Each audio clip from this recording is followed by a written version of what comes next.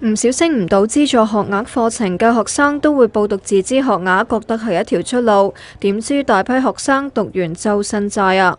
有政黨調查就指出，本地78個自資學位課程平均學費達到近6萬蚊，2年制嘅銜接學位課程平均首年嘅學費更加要65000幾蚊。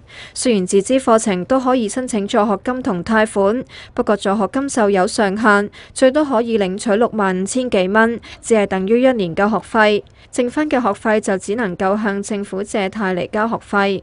好似今年26歲嘅林永琪，中五會考只係得1分，所以先後報讀咗毅進課程，再銜接副學士先修同副學士課程，負債年息近20萬。而家佢月入12500蚊，但每期還款6000蚊，要還到36歲，令佢生活負擔好重。個貸款嗰個錢咧，其實佔我嗰個濕咧，其實都頗高啊！咁我每月都要預1/10多啲嘅錢嚟去還呢個貸款，咁其實都比較吃力啊！即係都其實真係唔可以再談及去儲錢去做任何嘢，即係可能係將來嘅打算咁樣啦。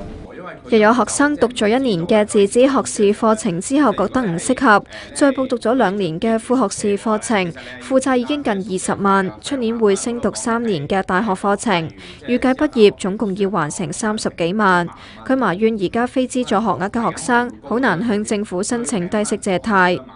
屋企人冇個資金係俾我繼續讀書，咁但係又好想讀，咁點算咧？唯有係即係被逼要借落面。咁其實係咪即係借唔到關東？因為關東咧，其實佢嗰個制度咧，其實係好唔公平嘅，因為佢對 UGC 嘅同學咧，同埋副學士嘅同學咧，申請關東嘅準則係唔同嘅。